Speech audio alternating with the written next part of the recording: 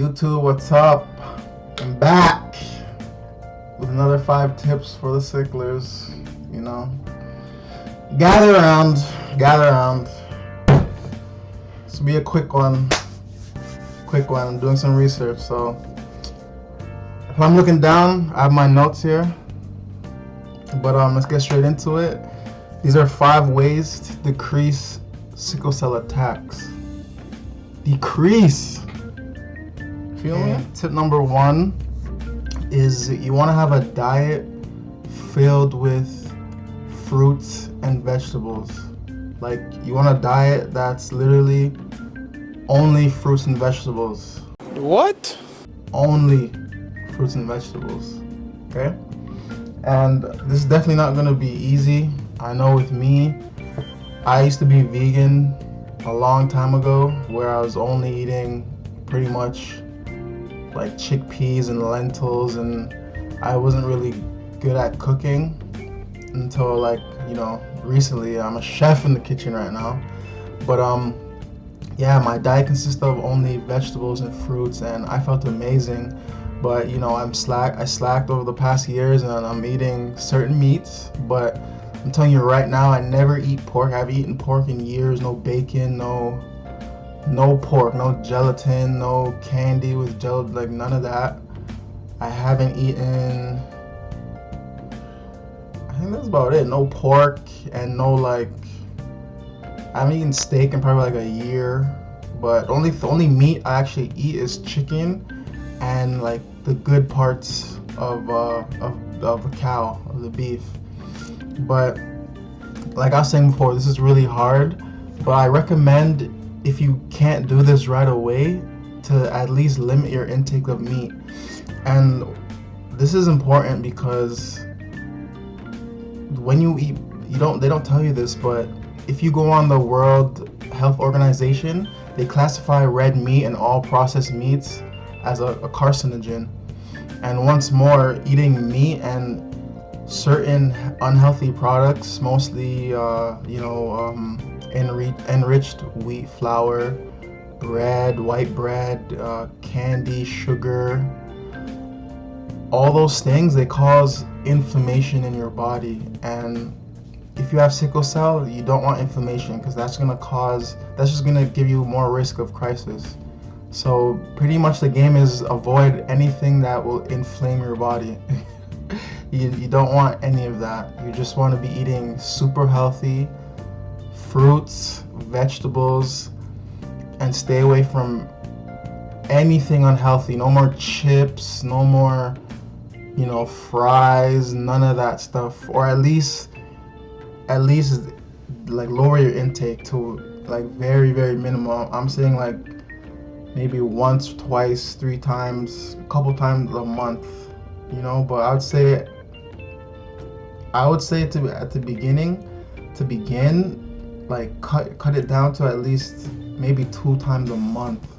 Or if you can't do that, maybe once a week you're eating meat or burger or unhealthy. You just wanna lower that. That's just like the easiest way, in my opinion, to just cut out all that BS. And I'm telling you, you're gonna feel less pain, and the amount of crises you're getting is just gonna lower. I'm telling you, it's hard though, but you can do it. 2, exercise. This is just easy.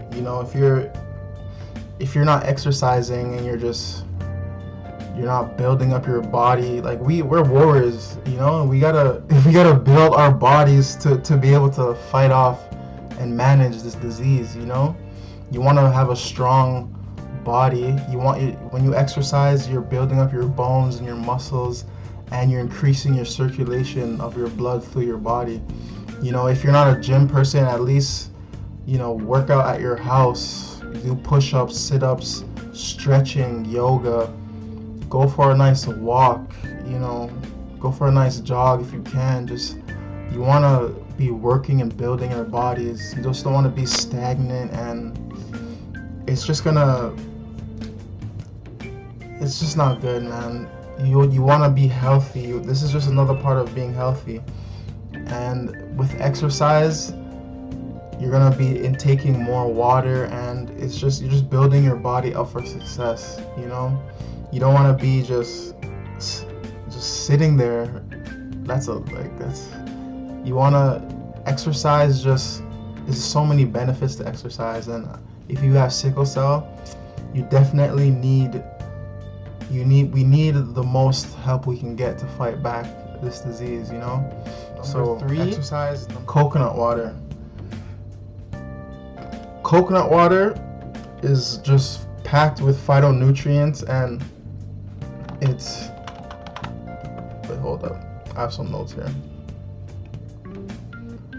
Coconut water is just, studies have shown that it supports blood health, and it may assist in reducing pain episodes due to its nutrient content. And it also helps, this is the important thing I wrote down, it also helps with osmotic destruction. So, as people with sickle cell, our cells get destroyed really easily. If we intake coconut water, it helps to keep our cells just healthier longer, and it just helps in producing more healthier cells. So coconut water and just water in general, I say that all the time in all my videos. If you're not drinking at least 3, I keep this on me. Everywhere I go, this is 1.2 liters. I keep this on me. I drink minimum 3 a day. Okay? So you need to be taking your water, but your coconut water, I don't know if you may not like it, you just need to be drinking coconut water. It'll help preserve and keep our blood cells healthier longer and creating more healthy blood cells. So coconut water is very important. Try to implement it into your life. It tastes really good. I love coconut water. So yeah. Tip number 4 will be fasting. Fasting is something I started to do years ago, but fasting can be really challenging. When it comes to benefiting us sicklers, the most benefit I can think of is when you fast for, I think, 2 to 3 days, your body goes into a state called aphagy, which is basically your body's natural recycling process. So what that does is it takes all the bad, disease, just bad cells in your body, and it uses them for energy. So the way to get into this state is you need to start fasting, and eventually your body has no energy. It runs out of energy because you're not eating food. So it starts going to the bad cells in your body, and it breaks them down, and it uses them for energy, and at the same time gets rid of them. So that's really beneficial in breaking down all those bad blood cells. Or for example, I had AVN in both my hips, but when I started practicing fasting, I got one of my hips replaced because I couldn't walk, and watch my other videos, but my other hip, I still have it, and over time it's getting better and better and better, and I feel like one of the reasons is because of my fasting, and getting into the state of aphagy is just breaking down all those bad bone cells and replacing them with new ones, And just fasting in general, I believe everyone should be fasting at least once a week, but people with sickle cell, fasting, even if you don't fast for a whole day, you can implement something called intermittent fasting, where it's basically you have a time period where you eat, maybe, let's say it's 6 hours. So 6 hours of the day you eat, and then the rest of the day you're not eating.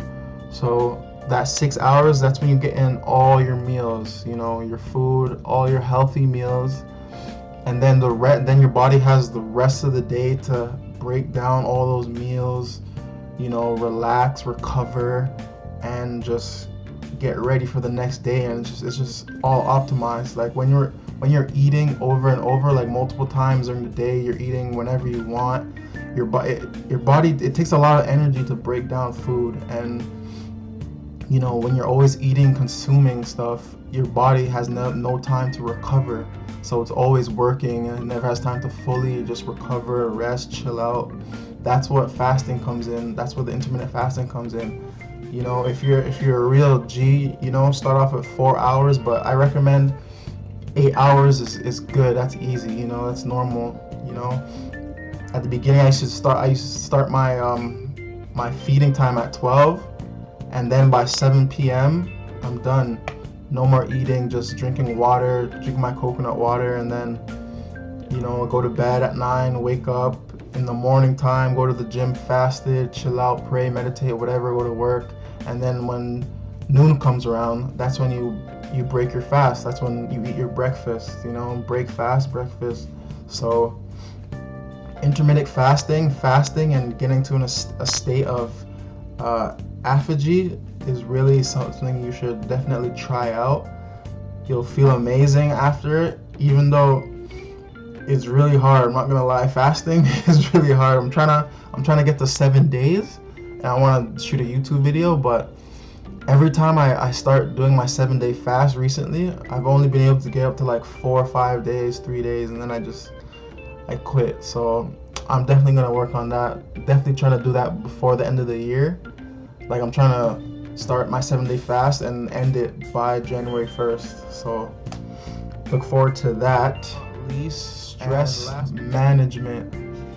This is key for everyone, to be honest, even if you don't have sickle cell. But when it comes to sickle cell, stress is definitely a cause for crisis. So you need to develop some sort of stress management, you know. And I used to always wonder, like, I remember sometimes I'd feel pain, or, you know, I'd feel like a crisis is coming on, but I'm drinking my water, I haven't eaten anything unhealthy, you know, I'm just doing everything good. And I'm like, why am I feeling this pain? And, you know, sometimes we just feel pain because of our bodies, but I'm like, I'm like, why am I feeling pain? It's because I was stressed out. It's just facts. Like, everything that's, you know, when things go wrong, and people with sickle cell like us, you know, it's hard to maybe hold down a job, and we're always like wondering, like, you know, will things ever get better? You know, I don't want to be a burden to my family. I'm tired of being a burden to my family. You know, well, these are things I thought, you know, so, and they used to stress me out. But then, you know, I just got over it, and I had a paradigm shift, or a change of perspective. And, you know, some ways that I learned to cope with stress is to just change my perspective of things, you know. I'm not a burden to my family. My family loves me, and they're here to help me, you know. I may not be able to hold down this job, but eventually I want to find something that I can do from home, and eventually I can develop a skill where I don't have to work for anyone. You know, I just got to be patient. And if a job doesn't keep me because I have sickle cell, then it is what it is, you know. I'll just get a new job. It's nothing to stress over. Or even, you know, go for your walk, read a book, meditate, do some aromatherapy, light some nice candles, and chill out, take a bubble bath, you know, play a video game. Just find something that you can do to take the stress off, and find someone that you can maybe talk to, girlfriend, boyfriend, mom, dad, brother, sister. Find someone that you can just talk to, you know, let your thoughts out. Don't keep anything just bottled in for too long, because eventually you're gonna explode, implode, whatever. So yeah, those are 5 tips to decrease sickle cell attacks. Tip number 1, diet fruits and vegetables. Tip number 2, exercise. Tip number 3, coconut water, and, you know, normal water, but start drinking some coconut water.